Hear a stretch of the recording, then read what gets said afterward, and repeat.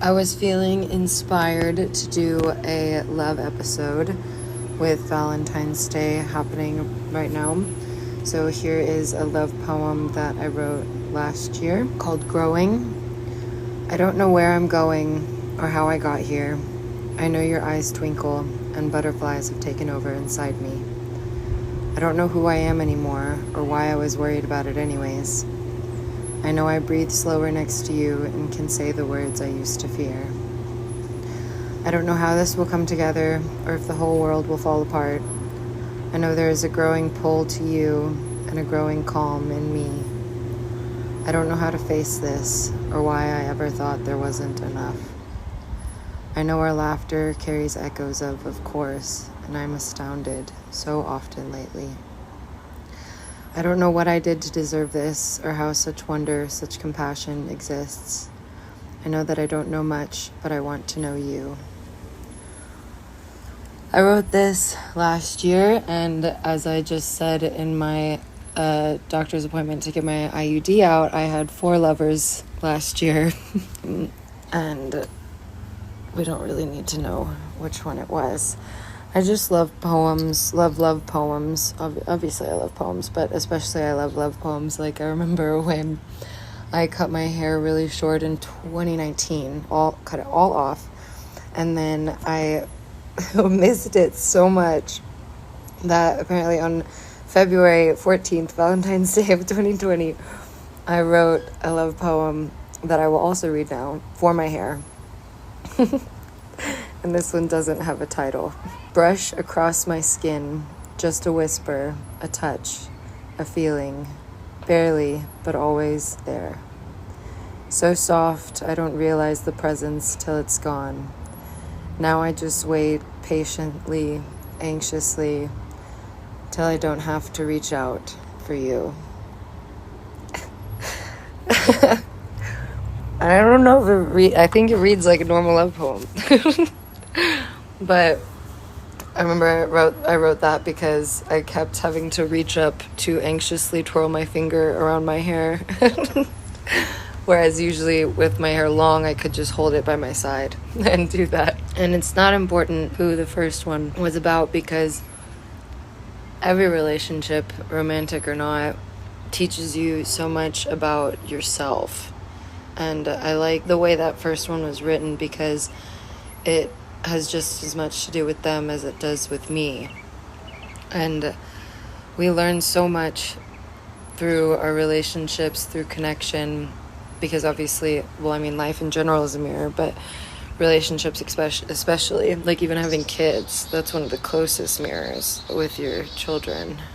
And I remember when a few years ago, I got to the boat and it was lunch and it was near the end of the meal and I burped and one of my friends said, "Oh, Abbott's back."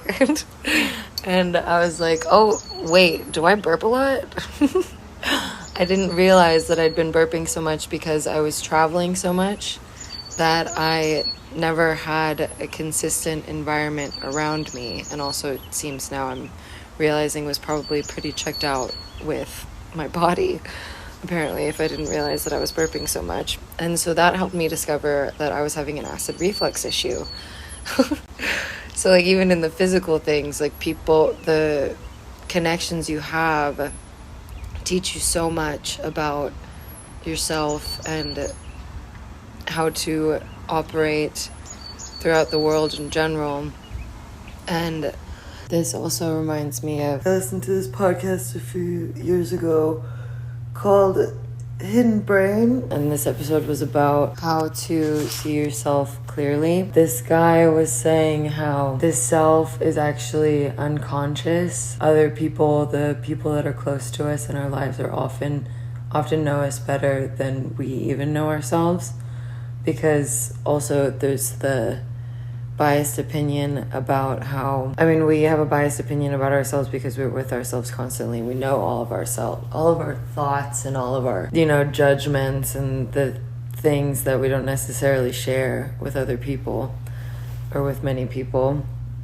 And we'll judge ourselves by those things, but then other people will see probably a better version because they're not getting the inner narrative.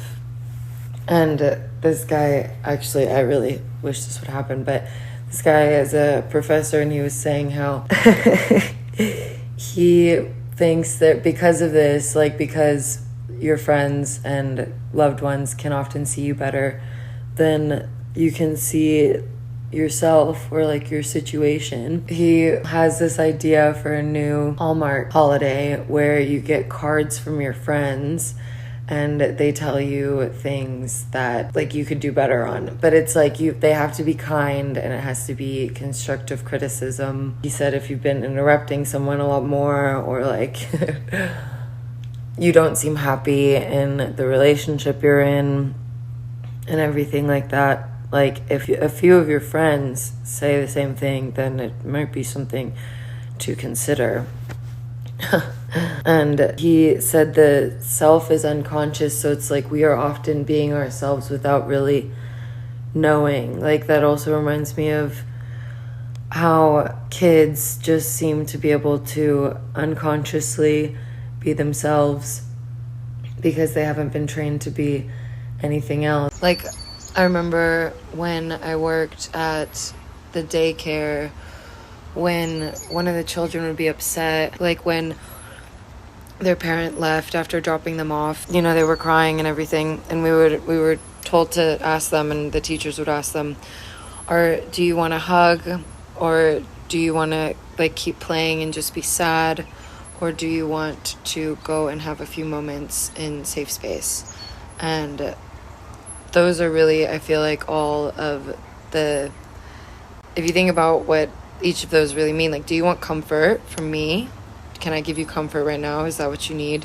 Do you want to be distracted? Do you want to keep playing? Or do you need to go be alone and process this by yourself? And now I feel like you can use that with anything, with anyone, I mean. Like I remember once when I was leaving the boat, maybe it was the same contract, shit. But when I was leaving the boat, I left at the same time as this kid who had just finished his 4 months, his first contract. And that's a big deal. And because it just changes so much. Like your life is on pause and it becomes this boat. And then you leave and everything has changed. But we were leaving, and the whole like time I'd been on the contract, we were talking about like, oh yeah, like we're going to go party. We're going to go... we're going to do shrooms. Like, he knew this guy that had shrooms. And then when we leave, we get off in Alaska. And we'd both, by that time, realized that we were both stoners. And so we get off the boat and have a relatively chill afternoon. And then we go and get a joint before we go and get dinner. And we're smoking. And as we're smoking, he gets more and more quiet. And after we finished the joint, I was like, okay, so do you want to go get food? And he was like, no, I think I just need to go take a nap. And I was like, baby, after 4 months of working in Alaska where you don't get any days off because you're always understaffed and the boat is always fully at maximum capacity, God, if you go to take a nap, you're not waking up. And I could tell that he had something going on in his head. And so I was like, do you want to be distracted? Like, I can tell you stories. Like, I don't feel like you need to be alone right now. Because, like, just rotting in a feeling. I mean, yes, like, you have processing time. But, I don't know, like, you can't get stuck there. And it seemed like he was in the place to get stuck. And so I was like, I got a lot of stories. And I've been told I'm entertaining. And so, basically monologued to him for, like, at least 2 hours. And I remember... there was like story A, we got to B, we got all the way down to E, and I was referencing B. And at one point I was like, I'm not sure I'm keeping up, are you good? And he was like, yeah. And even though I was just talking the whole time, I feel like by the end of the conversation I knew him better as well. I don't know why, but I feel like that's also, I don't know, just like sharing story is really how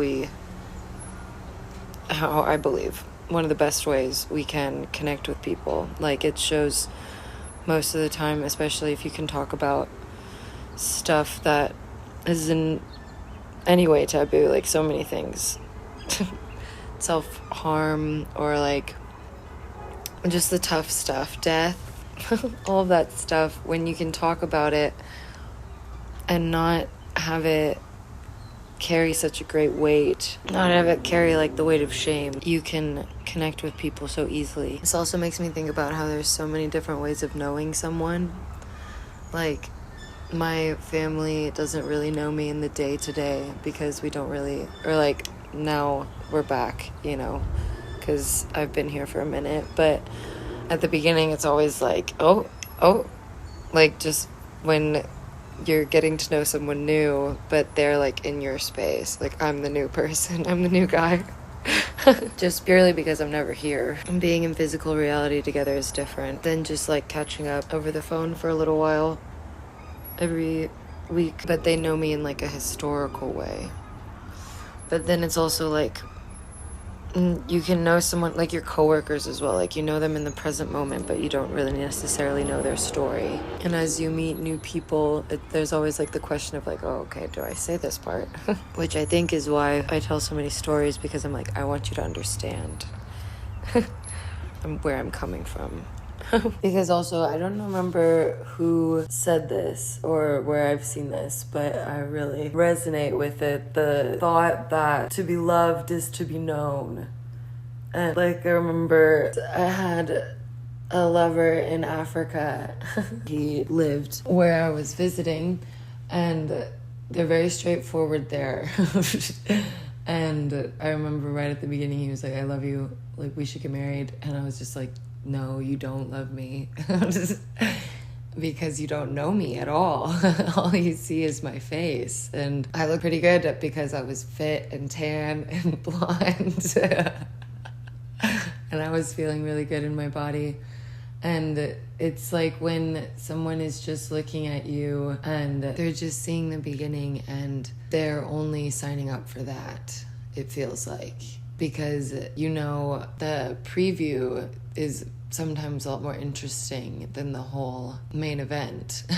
And it can feel, well, now I feel when sometimes I can tell when someone finds me attractive, I don't trust it, because I'm like, okay, like if you're just basing an attraction on this, then it's like, what are you gonna do when I turn out to be a real person and disappoint you in some way? Because that naturally happens, because humans are not perfect. We are flawed, and to love one, you have to understand that, to love a human. This also ties in to how my thought of if we can embrace death, like the more comfortable we get with death, the more comfortable we are with change. And if you know someone in this certain way and then they grow and change, it doesn't have to be a death of everything, of the relationship, of like, it doesn't have to, it's a death of the way things were, but it's also a growth of the way things could be now. It's a new way to know them, a new way to love them. I think that's also why, like I said, like I tell so many stories, because I want people to understand. I want to make sure that I'm as close to accurately portraying myself and my sense of self as possible, well, with people that I care about their opinion. Because I want to make sure that they know me, and I want to know them. Like, every time I tell a story, I want someone else to say one too. What did that make you think of? Where does that hit in your past? What does that bring up in you? What does that make you think about? Yeah. This is also making me think about, I had a romance with a friend on the boat, and I was needing to end it sooner than I expected, even. And like knew what I needed to say, but didn't know like how I wanted to say it. Also, I hadn't before experienced the wretched feeling that comes with breaking someone's heart, because you have to follow your own truth. That comes with disappointing someone, because it's different, because what you need is different than what they were expecting, and even what you were expecting. And I remember also going through this made me forgive even more the first girl who broke my heart, because God, I was so terrible. but I didn't understand because I was hurting so much and just like made myself such a victim. I didn't understand how heavy this was for her as well. And so I was asking one of my other friends, like, do you think I should say this? Like, do you think this is too much? Like, da da da da. And she was like, you just need to be present in the moment with what she says and be honest in the moment and not plan it, because like the best thing you can do is be present. And she also said that in every connection, you are inherently signing up for the risk of having hurt feelings or just something not going, having misunderstanding, an ending of some kind. You're signing up for an ending of some kind by beginning anything, even if it just fades out gently. And that doesn't mean that you like avoid connection or avoid real connection, because letting someone know all of you is different than being with them in the present moment. Like thinking about coworkers versus old friends or romantic connections, people you'll tell your story to. You don't need to avoid connection in fear of it ending, because like even if it doesn't just change and grow into something new, if it just ends, that's still not a bad thing. That's still not unsuccessful. That's not a failure. That's the word. Because you still learn so much, and like all the ways you grew and everything you learned about yourself and what you want out of a relationship, out of your life, what you want out of your life, that doesn't just go away because a relationship ended. There's still so much positive. Like I also think about how when someone gets divorced, people are often sad, but it also is kind of like, okay, so that means someone wasn't happy. Like something needed to change. If we want things to stay the same, because then we would understand them, but also like if everything was the same every time, you know, whatever, American dream, nuclear family, if everybody did that and if all went according to plan perfectly, I would be kind of bored. And I think most everybody would too. Like those special moments are the ones that aren't necessarily planned. Those random intimacies that you didn't expect that could come out of like a complete catastrophe. Like people always remember when something's not perfect. It's more memorable, more interesting. So I also, you don't need to be perfect either. And neither do I. That's good news. There's always an ending to a beginning, but the ending doesn't negate everything that was. And death is a natural part of life, and everything goes through seasons. I feel like so much of fear in anything, any part of life, is like fearing death, and that in a way equates to fearing change, because death is just like the ultimate change. And I feel like thinking about life the way I do, in that how this isn't our only one, and that there is like something that connects us all, really helps with not being so scared of death.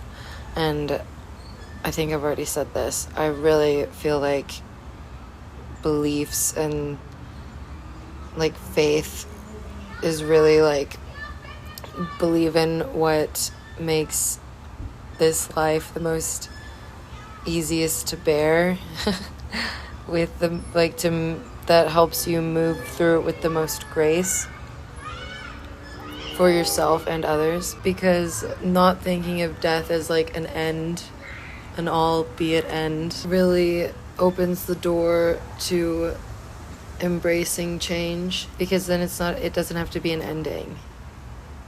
You just feel like, oh, this is a new way of this, of you, of life, of a relationship. And it allows growth. Trees die, it looks like, almost every year, but they're still growing. If you just looked visually, it would look like bears died, sort of, if you didn't go in their holes, in their caves. You can allow change to be a good thing, rather than an ending. I feel like it shows you how many more ways there are to love and connect with someone. Like, I think about one of the things I most profoundly learned in the last few months was how there is space for heavy emotions like anger and annoyance in relationship. Like, I feel like with how much fear I grew up with around anger, because my dad would get mad and he was a large man and I was a small child, and nothing ever bad happened. He would just like yell, and that was scary. And like my brothers would fight, and it always just seemed so destructive. But it's like, I think that made me like shut it off completely and just kind of be scared of anywhere that presented itself, which led me to suppressing all of my anger, because I thought that would deter any relationship that came my way. And anger is actually a healthy emotion. It helps you know when your boundaries have been crossed. It helps you know when something needs to change. All of the heavy emotions really tell you when something needs to change. Like depression, you're forced to sit and look at your life and be like, oh, okay, this isn't what I need anymore. And also to try to hold myself in like a terrifying vice of perfect connection at all times. Because that's not always possible. But it doesn't mean you can't mend and grow. And it doesn't mean anybody did anything wrong. There's no fault in feeling. Every feeling makes sense. Every feeling is valid. Also, this is obviously all within like a healthy range. But if you're hurting, try to communicate it, try to change it, and get out if there's not space for what you need in the relationship. You have to take your space. You're in charge of your space. You're responsible for your experience, because you are strong enough to handle your experience. Like, you can take charge, you can make it the way that you want to live. Like, you can make your life whatever you want it to be, and the only one stopping you is you. You have to make sure you're good, and then in relationship, after you're good is when you get to have all of that magic of, like I've always said, I feel like a long distance relationship would be perfect for me, because I love the idea of getting to go and have these entirely separate lives and then coming together and just getting to have so much magic because you're both so full. And that's everything I have to say about love right now. I hope you had fun. I hope you enjoyed this. I hope it still made you think about connection, even though there was a lot about death. This was a special episode. It was really fun. I'm getting better at editing and everything like this, and so this is a fun process. We're learning, and I offer tarot card readings online as well. I just did my first appointment for that today as well. And there are collages for sale. That's all I have to offer for right now. Thank you so much for hanging out with me. I hope you enjoyed. I'm so glad you're here, and have a beautiful time. Sonni Doro.